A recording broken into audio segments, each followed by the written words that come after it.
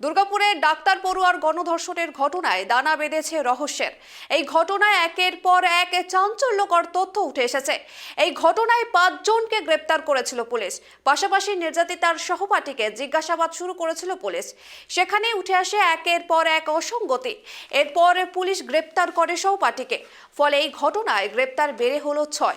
ঘটনার তদন্ত শুরু করেছে পুলিশ। আপনাদেরকে জানিয়ে রাখবো যে নির্যাতিতার গোপন জবানবন্দির পর কিন্তু তার সহপাঠীকেও গ্রেপ্তার করা হয়েছিল। প্রথমে গ্রেপ্তার করা হয়েছিল 5 জনকে এবং পরে নির্যাতিতার গোপন জবানবন্দির পরে কিন্তু আরও একজন মানে তার সহপাঠীকে গ্রেপ্তার করা হয়েছে। গ্রেপ্তার ডাক্তারি পড়ুয়া সহপাঠী ওয়াসিফ আলী। এই মুহূর্তে আমাদের সঙ্গে রয়েছেন বিজেপি নেত্রী কেয়া ঘোষ। কেয়া ম্যাম, আপনাকে কেটিভি বাংলার পর্দায় স্বাগত। আপনি দেখেছেন যে প্রথমে দুর্গাপুরের ঘটনায় 5 জনকে গ্রেপ্তার করা হলেও আবার আরও একজনকে গ্রেপ্তার করা হয়েছে, যেটা সহপাঠী নির্যাতিতার সহপাঠী। কি বলবেন এরপরে? গ্রেপ্তারের বিষয়টাতে আপনারা বেশি জোর দিচ্ছেন, আমরা জোর দিচ্ছি নারী নিরাপত্তা নিয়ে। আমরা জোর দিচ্ছি রাজ্যে অভয়া কাণ্ডের পরেও কেন রাজ্য সরকার কোনোভাবে নারীদের নিরাপত্তা সুনিশ্চিত কেন করেনি। বারে বারে এই ঘটনা ঘটেছে এবং এটা তো একমাত্র ঘটনা নয়। গত আপনি যদি 7 দিনের হিসেব দেখেন তাহলে এই দুর্গাপুর ছাড়াও অন্তত আরো 5টি ধর্ষণের ঘটনা ঘটেছে, তার মধ্যে 3 জন নাবালিকা। জলপাইগুড়ি থেকে শুরু করে, পুরুলিয়া থেকে শুরু করে, বারুইপুর থেকে শুরু করে বিভিন্ন জায়গায়।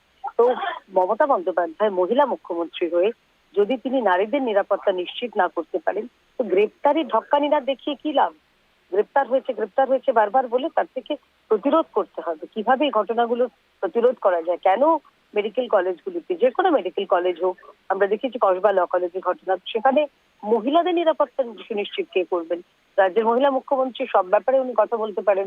উত্তরপ্রদেশ ছুটে চলে যেতে পারেন, উনি মণিপুর যেতে পারেন, উনি বিহার যেতে পারেন, আসাম যেতে পারেন, কিন্তু পশ্চিমবঙ্গে নারীদের নিরাপত্তা যে একেবারে তলানিতে সেই বিষয়। এবং সব থেকে বড় কথা, একজন মহিলা উনি বলছেন মহিলারা রাত 8টার পরে বেরোবেন না। অর্থাৎ উনি পুলিশ প্রশাসক বা আমাদের যারা সিভিক রয়েছে, সিভিক দিয়ে উনি চালাচ্ছেন এখন সরকার। তাই এরকম যা হবার তাই হচ্ছে। ম্যাম, বিজেপির পক্ষ থেকে এর পরবর্তী পদক্ষেপ কি থাকতে পারে দুর্গাপুর দেখুন, ঘটনা নিয়ে? আমাদের আন্দোলন জারি থাকবে। এই কারণেই, কারণ নারীদের নিরাপত্তা সুনিশ্চিত করতে হবে।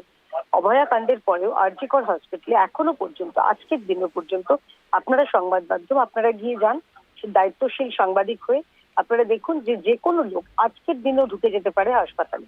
তাহলে যেই ঘটনাটা ঘটেছিল, অর্থাৎ একজন বাইরের লোক এসে অভয়াকে ধর্ষণ করে খুন করেছিল বা একাধিক লোক যারা করেছিল, তো সেই ঘটনাটা তো এত বড় ঘটনা ঘটার পরেও সেই মহিলাদের নিরাপত্তা সুনিশ্চিত নয়।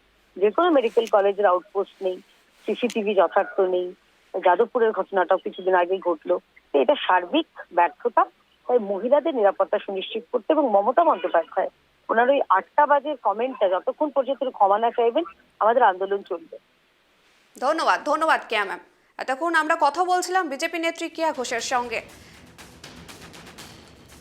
আপনাদেরকে আবারও একবার জানিয়ে রাখবো যে দুর্গাপুর গণধর্ষণ কাণ্ডে ইতিমধ্যে 6 জনকে গ্রেপ্তার করা হয়েছে। প্রথমে 5 জন গ্রেপ্তার করা হলেও তারপরে নির্যাতিতার গোপন জবানবন্দির পরে আরও একজনকে, তার নির্যাতিতার সহপাঠী ওয়াসিফ আলীকে গ্রেপ্তার করেছে পুলিশ।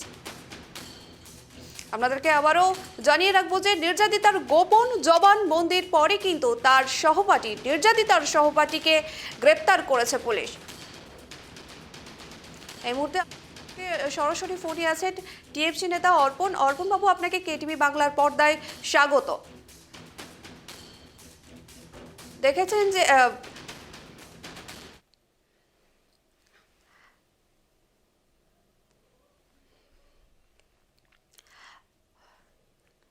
অর্পণ বাবু, দুর্গাপুর ঘটনায় কিন্তু আপনি দেখেছেন যে প্রথমে 5 জনকে গ্রেপ্তার করা হলেও পরে আরও একজনকে গ্রেপ্তার করা হয়েছে। মোট 6 জনকে গ্রেপ্তার করা হয়েছে, কি বলবেন? না, আমি তো গতকালকেও বলেছিলাম আপনাদের প্রতিক্রিয়া দেওয়ার সময় যে রাজ্য প্রশাসন অত্যন্ত সদর্থকভাবে তদন্ত করছে, এবং আমরা একদম প্রথম সারির বিভিন্ন সংবাদ সংস্থার মাধ্যমেই জানতে পারছি যে বিজেপি শাসিত উড়িষ্যার যারা গভর্নমেন্ট অফিসিয়ালস আছেন তারা পশ্চিমবঙ্গ সরকার, প্রশাসন, পুলিশের তদন্তে সন্তুষ্ট। কিন্তু আমি এখানে একটা তথ্য তুলে ধরতে চাই, সেটা হচ্ছে যে মেডিকা হসপিটাল যেখান থেকে পুরো এই মেডিকেল রিপোর্টটা তৈরি করা হয়েছে, সেখানে এই রিপোর্টে বলা হচ্ছে যে ঘটনাটা ঘটেছে মোটামুটি রাত্রি 8:30 থেকে 9:30 এই টাইম ফ্রেজের মধ্যে। কিন্তু পুলিশের কাছে মৌখিক অভিযোগ দায়ের হচ্ছে রাত্রি 1টার সময়। এবার আমার বক্তব্য হচ্ছে, ধরুন এই ঘটনাটা একটা বেসরকারি মেডিকেল কলেজের ঘটনা, একটি বেসরকারি প্রতিষ্ঠানের হোস্টেলে থাকা একজন আবাসিক পড়ুয়া, তার সাথে ঘটনা ঘটেছে। রাত্রি 9:30টার সময় ঘটনা ঘটছে। আমি যদি 9:30 ধরে নিই, 8:30 থেকে 9:30 একটা টাইম লিমিট দেওয়া হয়েছে। যদি আমি সেটাকে 9:30 ধরে নিই, রাত্রি 9:30 ঘটনা ঘটছে। পুলিশের কাছে মৌখিকভাবে অভিযোগ দায়ের হচ্ছে রাত্রি 1টা, লিখিতভাবে অভিযোগ দায়ের হচ্ছে তারও প্রায় 2-2.5 ঘন্টা পরে, অর্থাৎ প্রায় 3:30 নাগাদ রাত। এই গাফিলতিটা কেন? এই একই ধরনের রাত্রি 9:30 ঘটা ঘটনা, রাত্রি 1টায় মৌখিক অভিযোগ, রাত্রি 3-3:30 সময় লিখিত অভিযোগ প্রশাসনের কাছে। এই একই ধরনের ঘটনা যদি আরজি কর মেডিকেল কলেজের পক্ষ থেকে ঘটতো, আরজি করের নির্যাতিতা এবং মৃতার ক্ষেত্রে, তাহলে কিন্তু রাজ্যের স্বাস্থ্যমন্ত্রী স্বাস্থ্য দপ্তরকে কোল্যাপস করে দেবার জন্য একটা চূড়ান্ত আন্দোলন সংগঠিত করা হতো। কিন্তু যেহেতু একটা বেসরকারি প্রতিষ্ঠানে এই ধরনের গাফিলতি হচ্ছে, যারা কলেজ কর্তৃপক্ষ তারা যদি প্রশাসনকে না জানায় যে এই ধরনের একটা ঘটনা ঘটেছে, তাহলে তো পুলিশ প্রশাসনের পক্ষে জানা সম্ভব নয়। তো এক বেসরকারি প্রতিষ্ঠানের বেসরকারি মেডিকেল কলেজের কর্তৃপক্ষের পক্ষ থেকে যদি এত বড় একটা গাফিলতি হয়, তারা যদি রাত্রি 8:30 9:30 সময় ঘটা একটি অত্যন্ত কুৎসিত ঘটনার পরিপ্রেক্ষিতে মোটামুটি রাত্রি 10টার সময় তারা সেই মেয়েটিকে ওখান থেকে উদ্ধার করেছে, এবং তারপরে মেয়েটি প্রচন্ড ব্যথা, যন্ত্রণা এবং রক্তপাতের কথা তার কলেজ কর্তৃপক্ষকে জানায়। কিন্তু মোটামুটি আমি যদি ধরেও নিই রাত 10টার মধ্যে কলেজ কর্তৃপক্ষ এই মেয়েটির সাথে এই ধরনের কিছু ঘটেছে সেটা জানতে পেরেছে, তারও প্রায় 2.5-3 ঘন্টা বাদে তারা প্রশাসনের দ্বারস্থ হচ্ছে, শুধু মৌখিকভাবে অভিযোগ জানাচ্ছে। এই গাফিলতিটাও কিন্তু সামনে আসা উচিত। যেমনটা মাননীয় মুখ্যমন্ত্রী বলেছিলেন, বেসরকারি মেডিকেল কলেজ বা যে কোনো বেসরকারি প্রতিষ্ঠানের তাদের যারা আবাসিক, তাদের যারা ছাত্রছাত্রী, তাদের যারা এমপ্লয়ি, তাদের সুরক্ষার বিষয়টা আরো গভীরভাবে সুনিশ্চিত করা উচিত। নিশ্চিতভাবে law and order state subject, রাজ্য প্রশাসন তাদের মতো তদন্ত করছে বলেই আজকে গ্রেপ্তারির সংখ্যা 3 থেকে 4 থেকে 6-এ পৌঁছেছে। এবং যে 6 নম্বর যিনি গ্রেপ্তার হচ্ছেন, এটা মনে রাখতে হবে, তিনি কিন্তু ওই নির্যাতিতার সহপাঠী এবং নির্যাতিতার সঙ্গী বলতে পারি আমরা, এবং নির্যাতিতার গোপন জবানবন্দির ভিত্তিতেই তাকে গ্রেপ্তার করা হচ্ছে।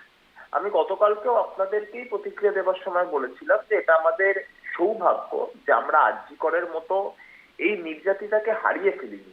তিনি এখনো জীবিত আছেন।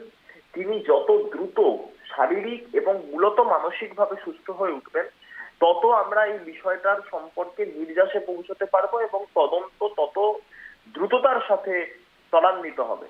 আজকে সেটা হচ্ছে। নির্যাতিতার গোপন জবানবন্দির মাধ্যমে যাকে শেষ গ্রেপ্তার করা হয়েছে এখনো পর্যন্ত, সে গ্রেপ্তার হয়েছে।